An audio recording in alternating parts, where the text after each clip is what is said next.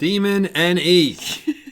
It's okay to guess. So we recently did a Zoom with our little members class, right? And we had a open conversation discussion on what is it like to have NE. So we got a little better insights on Savior NE. Yeah, we don't have any, so it's nice to know. Yeah, I don't have any NE. Yeah, any. So NE seems to be just kind of like a guesser, just oversimplified. It's just kind of a guesser on autopilot. Right. So they're constantly walking into a room, a situation, and kind of guessing and putting things together. Oh, I think this person has this and that. And like there was one example of like when I walk into a house pretty quickly, I'm able to kind of guess where the bathrooms are. Yeah. Oh, that was a good one. Yeah. Or I kind of guess the themes of the person's style of art or learning based on a couple of books, couple of reference points, and then I got the pattern. Right. So Demon NE. Right, so let's say ISTJ or ISFJ is going to have a Demon NE for sure. Or anybody with And then lots of other types are going to also have Demon NE. Yeah. What's it like to have Demon NE? Demon guessing.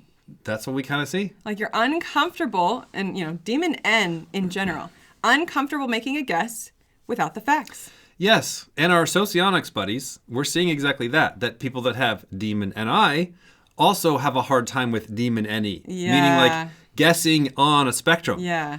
So the game that we kind of see, well, speaking of game, it's kind of like the way we're kind of seeing it is similar to the Wheel of Fortune game, where you'll have all of these sensory data points, which is the letters on the puzzle game. Right. And then as some of the sensory becomes clear, the people with quote-unquote higher NE can guess the puzzle sooner. Right. And people with lower NE... In theory. It's playing along. I'm really good at Wheel of Fortune. I know. Everybody knows.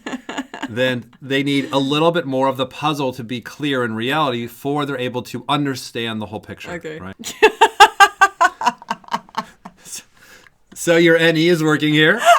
You get the message.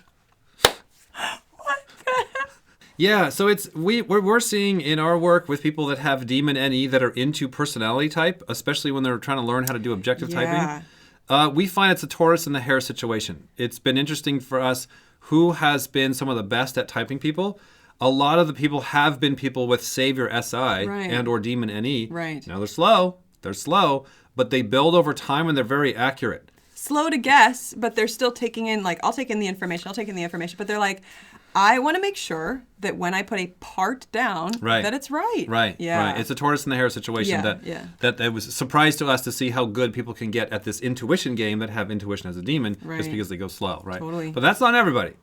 The Myers-Briggs has been famous for making fun of ISTJs in particular. Now, I found a clip for you. Oh, no. Based upon, like, the biggest stereotypical ISTJ I've ever seen. Okay. And you are most likely not, but this guy is. Yeah.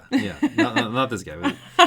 And so he's like, I think he's a double masculine ISTJ. I think he's masculine SI, masculine TE. Okay. And so I saw him years ago when Toyota had a recall issue with their pedals were like sticking to the floor and people were driving off the cliffs and stuff. And it was a really sad situation. Oh. So they got it all worked out. Don't worry about it. You're totally safe. So in this process, they had to like interview the Toyota people in front of the Congress and all that. And this one guy, his literally name is John Dingle. No, it's not.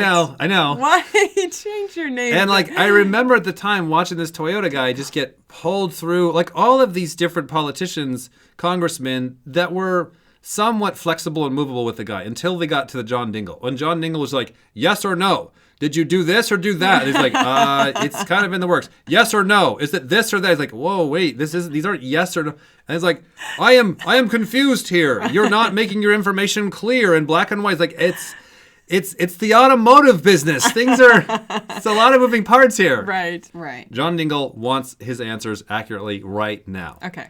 Mr. Dingle for questions. Mr. Chairman, I thank you for your courtesy.